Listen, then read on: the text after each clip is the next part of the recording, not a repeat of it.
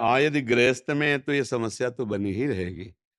गृहस्थ में समस्या तो बनी ही रहेगी। मान लो छोटा घर है, अब उसके बहनोई आ रहे हैं, उसके दामाद आ रहे हैं, मामा, मौसी, रिश्ते-नाते सब है ना।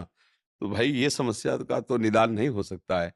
या बहुत बड़ा घर हो, तो एक कमरा उन रिश्ते-नातेदारों के लिए बैठने के लिए, एक कमरा भोजन के लिए, एक कमरा शयन वो अलग बात है। मान लो जो छोटे मतलब छोटी व्यवस्था है, उसी में ठाकुर जी हैं, उसी में वही खाना बनाना, बैठना, तो ये बातें तो सहना ही पड़ेगा। क्योंकि अब दूसरे को थोड़ी कह सकते हो कि कपड़े उतारो, नहा धो के नए कपड़े पहनो, या तो नए कपड़ों की व्यवस्था हो, भैया तुम रिश्तेदार हो, हमारे यहाँ प्रणाली है, उस कमरे में जाओ, अपने कमरे उतार दो, नहाओ धो और कपड़ा पहनो फिर हमारे, तो वो बातें तो है। इसलिए अपने को पवित्र रखो और जब ठाकुर सेवा करो तब उस स्थान को पवित्र कर लो, बस। आने जाने वाले सब में हमारे प्रभु हैं, ऐसी भावना करो, उनके प्रति निकृष्ट भाव मत रखो कि अपवित्र हैं, ऐसा है, नहीं तो परेशान हो जाओगे ना। अब हमको अपनी भक्ति करनी ही है और ये रुक सकता नहीं, तो हमें बीच की बात निकालनी पड़ेगी कि सब में भगवान हैं, ये बात देखकर हम आदर करें।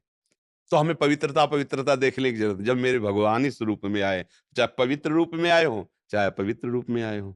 एक बार भगवान शंकराचार्य जी गंगा नहा के काशी की गली से जा रहे थे, तो एक घृणित दलिद्र भेष ऐसे कोढ़-चूरा ऐसे बना बगल से निकले।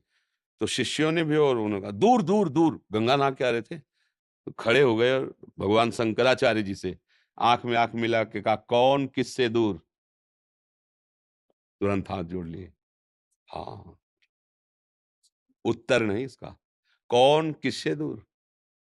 जो तुम्हारा पंचभूत है वो ये पंचभूत है, जो तुम्हारी आत्मा है वो यहाँ, कौन किससे दूर? उत्तर ही नहीं था। तो हाथ जोड़ लिया, समझ गए प्रभु आप ही हो। कौन किससे दूर? सब में उसी का रूप समाया, कौन है अपना कौन पराया, सब प्रभु ही सब रूप। तो अगर हम पवित्रता का निर्वाह नहीं कर पा रहे तो उससे ऊपर भी एक पवित्र सिद्धांत है, वो ये भाव स्वीकार कर लो, मेरे प्रभु आए, बस बात बन जाएगी। अब वो जैसा व्यवहार करें वो जाने, हमें अपने भाव से रहना है तो हमारी भक्ति सुरक्षित रहेगी।